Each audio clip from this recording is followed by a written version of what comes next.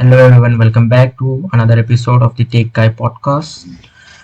Today we have a couple of topics that are continuing from the last podcast. If you haven't watched it, do give it a watch.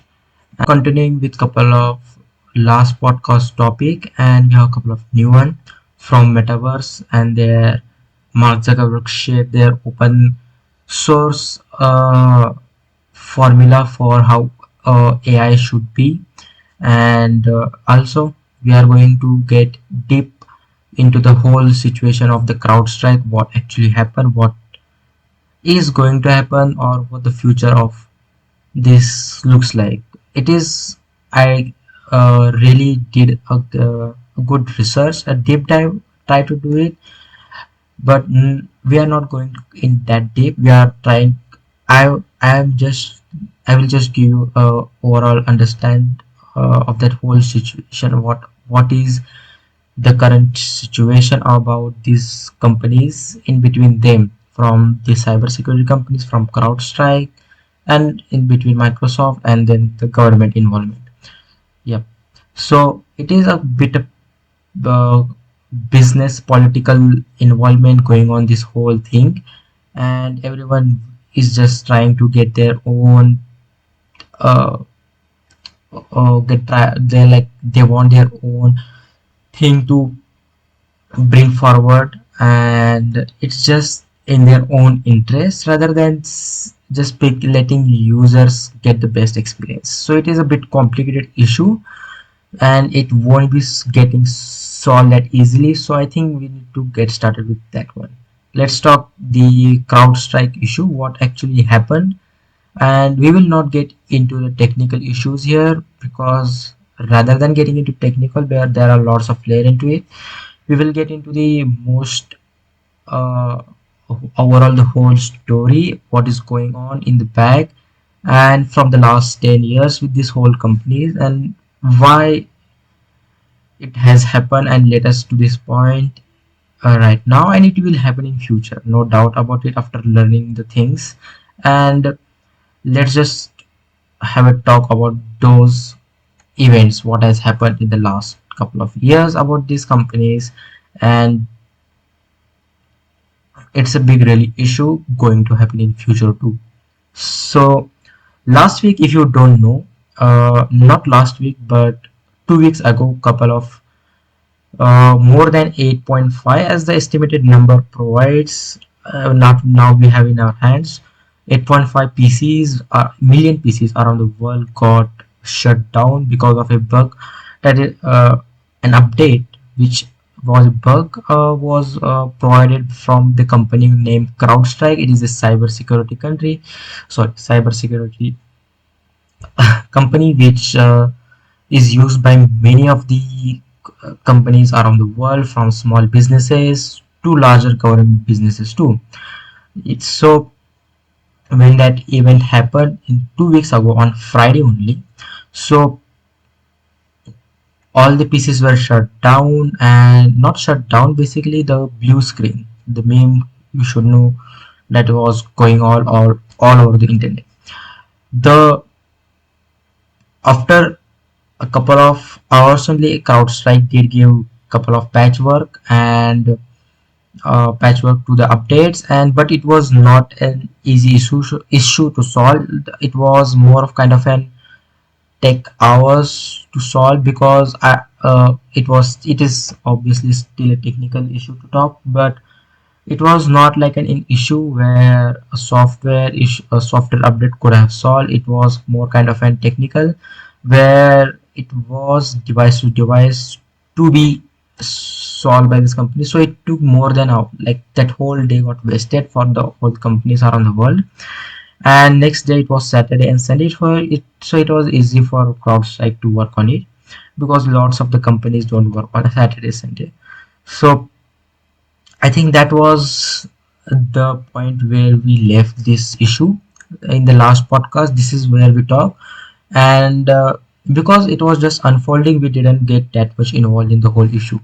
But Microsoft, obviously it was CrowdStrike fault because of their security patch into the Microsoft OS system, but the majority of the people around the world over the internet, especially on Twitter, people were making headlines how Microsoft PCs has gotten basically shut down, or like the error, but it was basically all throughout the CrowdStrike company's fault. But why it was happened is simple as that. If you think, let's just say the updates this cybersecurity company gives are to the kernel level.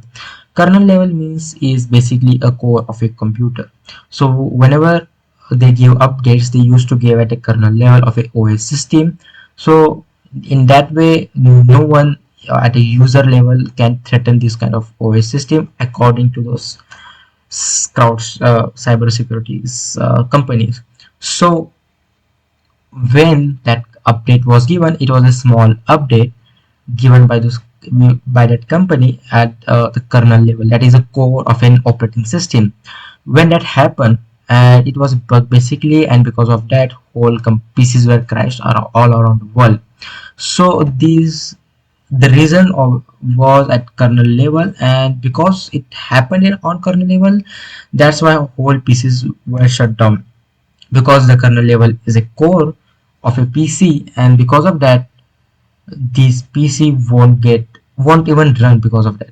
So it's basically, if I want to or talk into the basic level, this is what happened actually. It is a kernel level update. It was an error. The whole pieces got shut down. But I think I did a bit of a research over these whole things, because why even we are getting these updates on a kernel level? Why not on user level? Why not just not let these cybersecurity companies not let these security patches on kernel level? Why won't we just let basically uh, just get this update on user level? So even if there is a bug or kind of an error happen in your PC, the whole PCs won't get shut down, and at least the work will get at least the work gets started. uh, Work doesn't stop because of the PCs are not shut down. So let's go back to couple of years, I think a decade before. So I think in 2006 this case happened, where Microsoft and these third parties vendors, now we call them as CrowdStrike, had kind of a case where Microsoft wanted the whole security level to themselves. So basically, the Microsoft in 2006 wanted to secure their whole PCs to the kernel level. What that means is they don't wanted these companies like CrowdStrike or this whole companies like cybersecurity companies. What I mean by that, whatever you use as like antivirus like NPVN or Cloudflare cybersecurities, these are the companies that we use like for antivirus. So these companies, I will call them as vendors. So had a case going on in court in 2006, where Microsoft basically wanted to control the whole operating system to the kernel level. That is, they don't want these companies to dispatch their updates basically to the kernel level of the PC, because whenever this happens, they don't want their whole operating system to shut down, and it is a good point from Microsoft. But what the other point of it happens is, because of these security patch level updates are not at kernel level, the vendors think that they don't have enough control over the operating system, and they don't kind of give this kind of update where they can provide their customers that a full guarantee of security, you can say. But in total, and also Microsoft don't want to come out as the anti competitive company, where uh, they just don't want to be in the bad light, but they want to be also in a good light where like we care about the customers and we care about our consumers. So what happened in that case is basically Microsoft lost in 2006, I think. Yep, in 2006, and the vendors won. So from that point, Microsoft is has not intervened in this conversation again, where they want to control the whole kernel level. But after this event happened, Microsoft we get a comment from Microsoft to the Verge where they talk about they want to control the kernel level again, where they don't want these companies to give this kind of an updates, and because of that the whole system gets fault at it, and it is kind of an frustrating to have. So the Microsoft comment is not exactly as like I said, but they want to bring that out the conversation about what they had in 2006 about controlling the whole system to themselves only. So I want to also point out here that Apple, who produces MacBook, who has their own Mac system, also doesn't let uh, companies like these vendors, cybersecurity companies, to their kernel level. In 2020, Apple had their regulations, and they did not want them to uh, work on this kind of kernel level systems. So I think if now kind of you have the whole situation in the upfront, I have kept all the situation from both sides, what these vendors want, what these Microsoft want. So I think I need to bring forth a tweet that is been done by Matthew Matthew Prince. He who is the Matthew Prince? If you don't know, he is the CEO and co-founder of one of the most biggest companies, that is Cloudflare. Cloudflare is into multiple things, but one of the things they also do is give cybersecurity just like CrowdStrike and other security companies. They also provide this kind of services in their company too. So the CEO Matthew Prince tweeted this just after, I think, the whole Microsoft event was Microsoft and CrowdStrike, whatever on Friday it was unfolding. I will read that out aloud for you guys. So he tweeted this.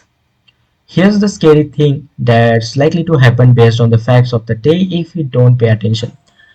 Microsoft, who competes with CrowdStrike, will argue that they should lock all third-party vendors out of their OS.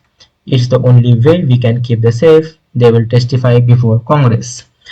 But let's not but lest we forget, Microsoft themselves had their own eternal screw up where they potentially let a foreign actor read every customer's email because they failed to adequately secure their session signing keys. We still have no idea how bad the implications of eternal blue are. So pick up your poison. Today CrowdStrike messed up and some systems got locked out. That sucked a measurable amount. On the other hand, if Microsoft runs the app and security, then they mess up and you will probably still be able to check your emails because their incentive is to fail open. But you will never know what else could do, not to mention your docs, apps, files, and everything else. Today we sucked. Today, no, not we. Today sucked, but better security isn't consolidated security. It isn't your application provider picking up security vendor must be. It's open competition across many vendor providers. Because CrowdStrike had a bad day, but the solution isn't to standardize on Microsoft. And if we do, then they have a bad day. It will make it today look like a walk in a park. I think it's an interesting conversation from the other side. Like it is a like I said, we have a comment from Microsoft side where like they want to control this, like they want to have a conversation where bring up the conversation where they want to control the whole system to the kernel level, and as Matthew Prince here predicted, they literally did, and it's the only way we can keep safe. And they definitely want to bring up this conversation, especially in front of Congress in US, where they can at least have a strong opposing force. This time the event CrowdStrike what happened. But on the second para we can see Matthews talk about the repercussions, or we don't even know what will be the repercussions of it. And he mentions the eternal blue incident, what happened in 2017, that I think we should not forget, and most of the people did forget about this. And if you don't know what eternal blue was, it was basically from Windows XP to Windows 7, all PCs were affected to it, and the majority of the business in 2017 and till now also, majority of business do not have shifted to the latest versions of Windows. And most of the businesses are around the world, even the computer systems in uh, I think in hospitals nowadays also have Windows older version also, because they don't want to get into this CrowdStrike event, getting involved and getting their systems hacked.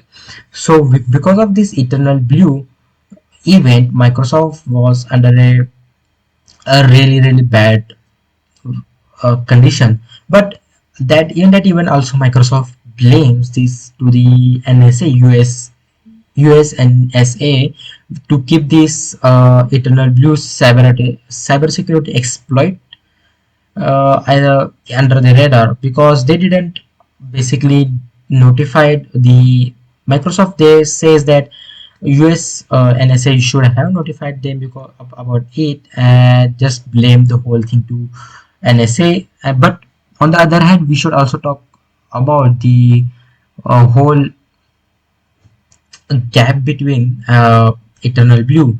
The reason why Eternal Blue exists is because Microsoft had a flawed uh, server in them, so had a flawed in their operating system, and that is why Eternal Blue was created by US. And obviously it was from the both side, it was a bad thing to do. Like US first of all, in NSA first of all making the Eternal Blue, and then not telling Microsoft until it was leaked by some hackers in 2017, shadow brokers, and then telling Microsoft that it has been leaked and you should do something about it. Then Microsoft blaming everything to the NSA, rather than knowing it before that this kind of thing, knowing that this kind of exists in they don't even know this kind of thing exists. So it was obviously from both sides.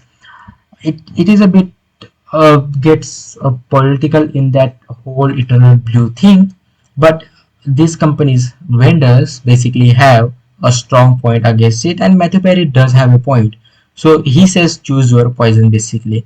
Now today he says that CrowdStrike obviously messed up today, but at least we know what happened. And what he just says, what just happens if Microsoft just basically get have this kind of things like Eternal Blue in their operating system. Let us not forget about that. He just says, and he like, and as he mentioned, he says in his tweet, like we don't even know repercussions of the Eternal Blue, to the point where we have just forgotten about it. So it has a good two-way conversation, and both sides have problems, and both sides have good counterpoints too. But I think it is good to say that it is also a uh, competitive in among these kind of vendors too. So the reason why Matthew Prince is backing a CrowdStrike situation here is because he is also comes in the same position as CrowdStrike. Let's say he is also a cybersecurity obviously pro service provider, and he doesn't want Microsoft to get to not let these vendors to into their kernel level.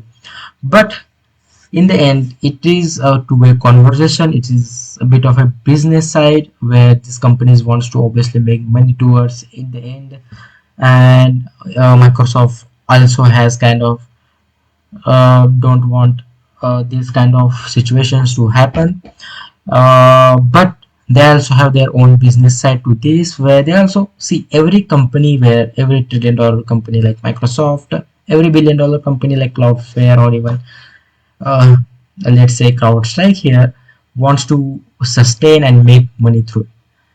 The overall thing I think we should consider here is like the backup options as a consumer, and uh, as a company. If you are getting provided by this service from these vendors, I think you should have a backup plan rather than trusting this your whole system to these companies like Cloudflare, or like these whole vendors. I'm not just saying these two companies, but rather than relying on one single companies like this. That is why it whole event happened. These all companies were just so dependent, and their PCs were so much dependent upon the CrowdStrike updates, that even a single bug can destroy their whole servers. So in the end, I will say, as a company who are getting, especially not just large companies but smaller companies too, getting service provided by these companies, should have a backup plan and what can get worse in this situation. Today, that is a big kind of a solution in this whole messed up situation. It is, these companies will try to compete with each other, but as a company, if you are a company founder, or let's say work in a company, you should have a backup plan towards your company's servers, and also not look up to these companies as one kind of a savior thing. Always have a backup plan to yourself, and not let these companies control your whole world. That is what I'm trying to say here. Because see, it's not just that the one time that these companies have, like especially vendors have messed up, they will obviously messed up. But on the other hand, Microsoft isn't in a good boy here, like like a good company, like they say, like we want to keep people safe. Like after the recent event last week, only on the last Friday, where Microsoft released and specific uh, Microsoft released its July update, where because of the latest update the blue screen is back, but right now, because the blue screen is back, but now it is a bit complicated, and the uh, it is from the Microsoft side. So I will say one thing here, to the general public who are not using any kind of this antivirus, or this public, basically public, uh, these service providers, and relying on Microsoft updates, security updates and patchworks. I will just say, do not try to auto update your PCs on day-to-day time. Wait a month before any update comes to your PC. Okay, because right now this update, right, just like I said, it is another blue screen update, blue screen bug that is happened from Microsoft. If that happens to you after update this month, just enter your recovery key, and the fix is coming, as they say. But if this kind of blue screen appeared in your timeline, like whenever you update your PC, enter recovery key, or if it hasn't updated, it hasn't come to your PC, just don't update till the mid-August, and you will get a security patch from Microsoft coming in, as they say it is. So right, say like both companies can messed up, from Microsoft and from these vendors too. But choose your backup plan always, and don't rely on these companies ever at any time. See, like I said, they want to make money, both companies, friend vendors and Microsoft, as in the end, just figure out what is good for your company, what is good for you. It is a bit complicated issue, but as I keep in front of you, think about yourself in the end, not this company. This company will exist 50 years from now, even though they messed up today so badly. Okay, so keep in mind in that. I think we should move forward to the next topic, that is the metaverse. Not metaverse, the meta AI. That is, Mark Zuckerberg posted the long documents, basically we can say, not documents, these are photos, but that are basically documents he has written, and he's basically his whole company's motive towards open sourcing AI. So, and how open sourcing the AI will help the future of tech into a good direction, just like how open source has done in the past. I think it is an interesting topic to go, and let's just get into it. So, getting into the whole Mark Zuckerberg open sourcing the AI is a move towards what he wants to call out these all other companies which are basically they're trying to build their own closed uh, open like closed AIs models, so people can use it, so they can make basically a good profit from them. What is the whole thing? I think I will link down the whole post if you want to read. I think rather than going deep into it in this week podcast, I think we will go deep into the next week about this whole thing, about how open sourcing will work. But I think we should talk a bit about it and move forward for now.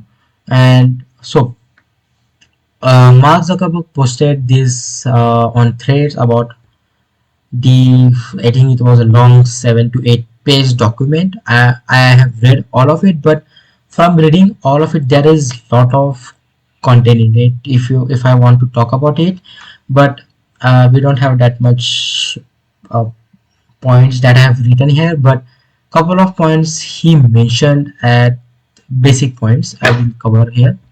So couple of points he thinks as the open sourcing the AI will be the next big move for his company specifically, and how the world will is becoming and getting formed around the AI, and the whole technology's future are getting basically getting new technologies are coming forward around AI, and AI is the future as we all know, because those are the advanced machines that we needed in future. So he says open sourcing the AI, and he also compares this the event just like how Linux they open source them, and because of that how Linux has developed throughout this whole years, and given as given us the basically the numerous operating system that we can rely to now in this world where our data are not safe, and we can rely on Linux basically, how uh, we can build our own operating system on over it, and even to the point where we can control everything by ourselves. So I think what I mean by, I think what Zuckerberg want in this whole AI race is that he want also directly wants to attack those companies like OpenAI, especially Apple, Google, where he was obviously criticized by those people also in the past. So it's kind of a rivalry. He also likes to mention by time to time. They have their own rival rivalry in them between them for past a decade, from the starting of the Facebook to the point where even every year we see some kind of ha- like happening in between these companies.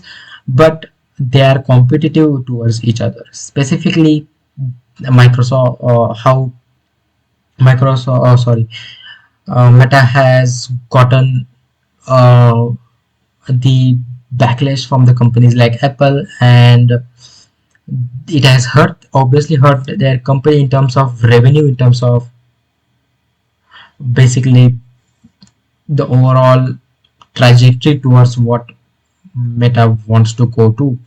But also open source. Open sourcing is a big thing. I think people should understand.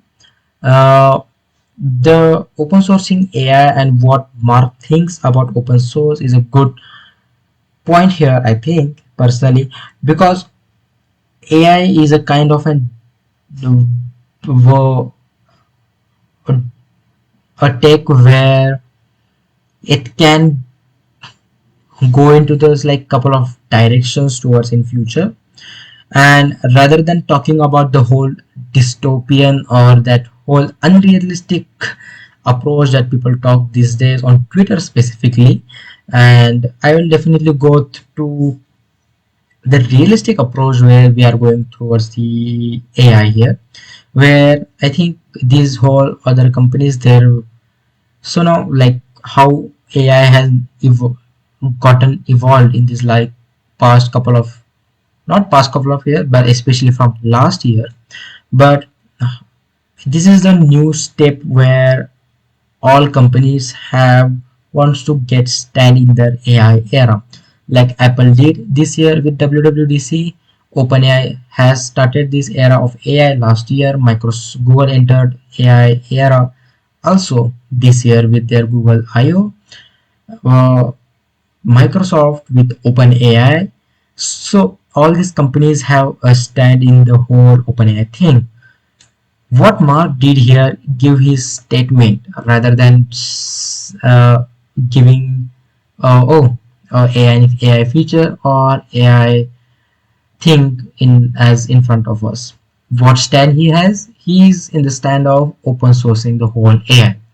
What does that mean? He wants to be in the same situation what Linux did with itself, open sourcing it, where it will create numerous opportunities for small people companies, especially like companies that have only 10 to 15 people who want to build something, uh, and they can literally have open source AI model Llama, that is of Meta, that they can use to bring for the AI models, AI features, AI devices in future.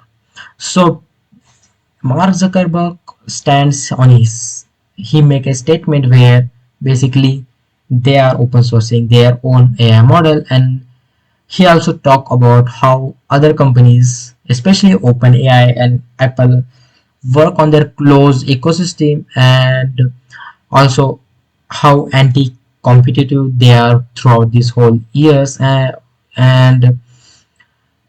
how it will affect us in future about this couple of companies in future just controlling our whole world. And I basically agree with him in terms of how basically we don't want these trillion-dollar companies to affect our life, rather than we want a whole ecosystem of companies in future, rather than just this whole couple of companies like Apple, Microsoft, Google wants to control our lives in future, right? Like then we can definitely think of in future where it goes into the dystopian thing where a couple of just high capitalistic companies just want to control our day-to-day lives. Open sourcing this kind of AI models helps not just small companies but also ensuring us that uh, not every company like from the Mark's side he says like not just helps that small companies, but we ensure that this we are not here for specifically for money or AI, or we are here to build an open source AI where it will help billions of people around the world. Like a person like me who can basically make an AI like AI basic devices or software based on this open source, and it will help people, not just companies. And it is what he wants on his side or on his statements. Basically that's what its statement is basically. So he wants to counterpoint this whole companies what their stance on the whole uh, open source, a whole about opinion about his AI. And he has did a statement here. And because the I think open sourcing AI is the safest path, I think, for Meta. Make a segment here about how on daily basis right now AI companies are stealing our data again. Like for the past 2 weeks, I think I have been covering up how AI companies are being covering like stealing data illegally, and data that they don't first of all own, those specific, especially from the YouTube data. So last week we covered a company called, not company called, but a companies from uh companies like Apple, Microsoft, and Nvidia. I think they got a data from another company, where that company stole that data and scraped the data from YouTube videos, specifically transcript, that is data sets known as subtitles. So lots of people talk about it in their podcast, especially MKBHD talk about it, and we also talk about it, how Proof News covered it whole up. And we also, MKBHD also talk about it because his video specifically also got scraped out for this. And if you go to his pod, the Apple has uh, if you go to his pod and listen to his podcast, specifically he they have gotten an comment from Apple, where Apple says that the data they have taken is not being used for any kind of their consumer devices. It is just to train their model. So that's the comment from Apple that MKBHD got. They talk about the whole their side of it in the podcast. Do check it out. So we also covered the whole topic about it, but and how it is not right, the how it is not right or even legal, these AI companies getting our data, especially subtitles like transcript or even videos. So moving forward, last week, uh, also another company named Runaway AI is a video company about which is a video generation. They have video generation AI model which creates AI videos specifically from your prompts, just like how ChatGPT is open Sora open or ChatGPT, not GPT, sorry, just like how OpenAI's Sora model is getting videos generated from the prompts. Basically what they did is so where did we get this information was from a website named 404. They got a spreadsheet where they debunked it, and basically we saw this company is using not just data set right now, but total like lots of thousands of YouTube videos, where also right now MKBHD also is there, Linus Tech Tips, lots of companies also, video companies are especially from YouTube's included in them. So I think we should, first of all, I think YouTube needs to take a stand here. They did give their position where they stand is they think it is violation of their YouTube rules, and they don't think that this company should use their data. They did definitely. Neil Mohan, who is this right now uh, head of the YouTube, also stands against these kind of activities. But What I have seen is like there is no kind of such kind of comments from YouTube about this whole, like they have commented their stand on it, but there is no strong action towards it. Because see, as a creator, uh, we our data is sorry, our videos are uh, as a creator, our videos are belongs to us only. Not even YouTube holds any kind of authority towards our videos. We can delete it, we can we can delete it, we can upload to the YouTube, and we hold every right towards our own videos, even to the point of the subtitle load. Like how I really like how mkphg literally says that the subtitles, like how the uh, last week company, where they scrape this data set that is known as YouTube's subtitles from the videos. But what MKBHD point where was the data that was being stolen, that is subtitles, that he provided in his videos are being made by him, and he pays a specific person to make subtitles for his videos. So specifically he is paying for that subtitles, and uh, uh, another company is just stealing that data, then it's a violation of specifically rules right now. Against, it's illegal literally. So I think we should not normalize and have a stand against these companies right now. Obviously we are talking it, lots of people are talking about it over the internet, especially the tech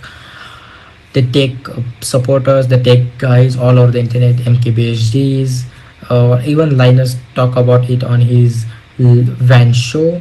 And it is important to talk on these issues.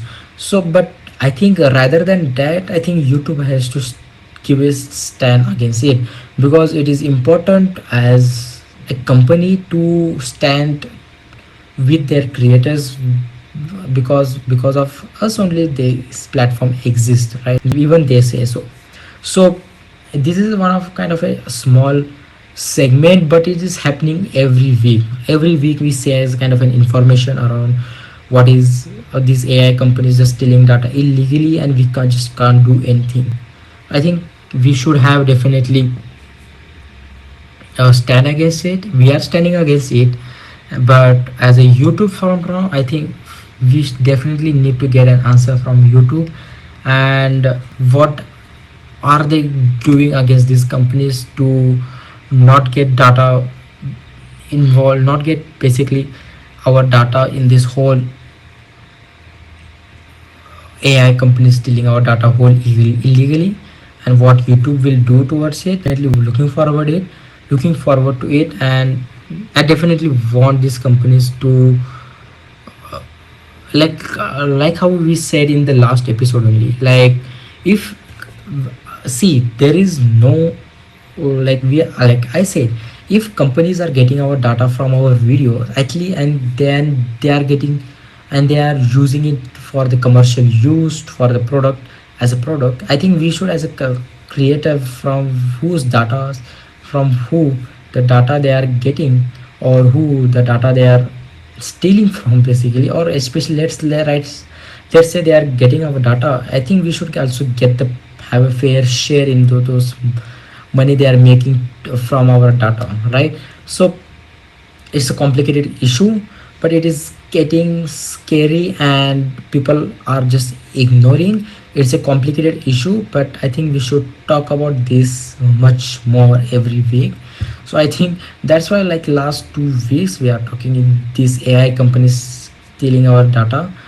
And I think uh, having a great having a stand against is a great thing to have right now. And let's say how it unfolds in future, but it's a big complicated problem. It's not going to get solved in a couple of months, it will take years to come. But at least this basic small pressure from creators like us, from YouTube at least, will get to those companies, and they will not misuse our dollar, misuse our data, because those are billion-dollar companies just want to make money, right?